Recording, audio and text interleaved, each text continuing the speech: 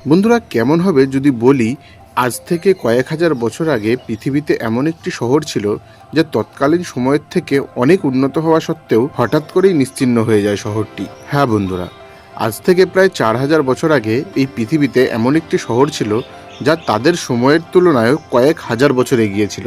পরিকল্পিত রাস্তাঘাট, উন্নত ড্রেনেজ সিস্টেম আর বড় বড় স্নানাগার সবই ছিল সেখানে।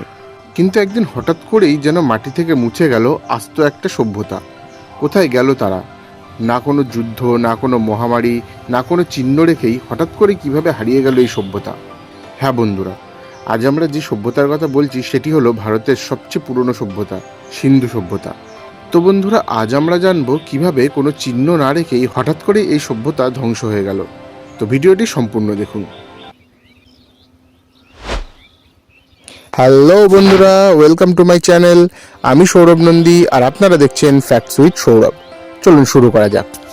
বন্ধুরা, আজকের পৃথিবীতে দক্ষিণ এশিয়ার পশ্চিম অংশে অর্থাৎ উত্তর পশ্চিম ভারতের সিন্ধু নদীর তীরে গড়ে উঠেছিল এই সিন্ধু সভ্যতা, যাকে আমরা প্রাচীন ইতিহাসে ইন্ডাস ভ্যালি সিভিলাইজেশন নামে চিনি।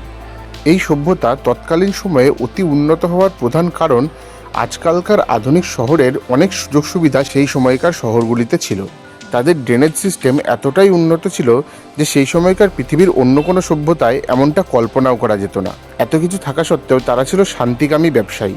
কিন্তু আশ্চর্যের বিষয় এটাই হলো, সিন্ধু উপত্যকায় খনন কার্যের সময় পুরো খনন কার্যেই কোনো বড় যুদ্ধাস্ত্র বা বিশাল সেনাবাহিনীর কোনো চিহ্নই পাওয়া যায়নি। তাহলে তারা এত সুরক্ষিত কিভাবে ছিল? এটি সত্যিই আমাদের অবাক করায়। কিন্তু এত সুরক্ষিত হওয়ার পরেও কিভাবে হারিয়ে গেল এই সভ্যতা? ঐতিহাসিকদের মতে এর পেছনে বেশ কিছু কারণ রয়েছে। যেমন তৎকালীন সময়ে সিন্ধু ও সরস্বতী নদী তাদের গতিপথ বদলে ফেলেছিল। ফলে সিন্ধু সভ্যতার সেই অংশে কৃষিকাজ বন্ধ হয়ে যায় এবং কৃষিহীন হয়ে যাওয়ার ফলে তারা সেই শহর ছাড়তে বাধ্য হয়। আবার অনেকের মতে দীর্ঘস্থায়ী খরা বা বৃষ্টির প্রভাব তাদের শহর ছাড়তে বাধ্য করে।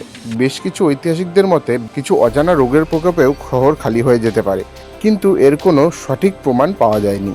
আবার অনেকে বলেন বড় কোনো ভূতাত্ত্বিক পরিবর্তনের কারণে শহরের কাঠামো ধসে পড়ে, ফলে তারা ভারতের অন্য অংশে চলে যায় নতুন বাসস্থান খোঁজার জন্য। আবার অনেকে বলেন বিদেশি আক্রমণের কারণেও তারা শহর ছাড়তে বাধ্য হয়, কিন্তু এর প্রমাণ খুবই কম। তবুও অনেক ঐতিহাসিকদের মতে মধ্য এশিয়া থেকে আসা আর্যদের আক্রমণের ফলে এই সভ্যতার ধ্বংস ঘটে। বন্ধুরা, সিন্ধু সভ্যতার সবচেয়ে বড় রহস্য হলো তাদের লিপি। হাজার হাজার শিলমোহর পাওয়া গেলেও আজও কেউ তাদের ভাষা পড়তে পারেনি। এটি কার্যত বৈজ্ঞানিকদের কাছে একটি ডেড এন্ড। বন্ধুরা, আপনাদের কি মনে হয় সিন্ধু সভ্যতা কি সত্যিই ধ্বংস হয়ে গিয়েছিল, নাকি তারা শুধু তাদের বসতি বদলে নতুন কোনো জায়গায় স্থায়ীভাবে আমাদের সাথে মিশে গিয়েছিল? এই রহস্য আজও আমাদের হাতছানি দেয়। হয়তো আমরা তাদের শিলালিপি বা তাদের শিলমোহরের লেখাগুলো যদি পড়তে সক্ষম হই, তবে অবশ্যই সেখান থেকে অনেক রহস্যের উদ্ঘাটন হবে। কিন্তু আপনাদের কি মনে হয় আমাদের কমেন্ট বক্সে জানান।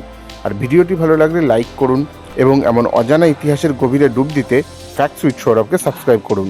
দেখা হবে পরের ভিডিওতে।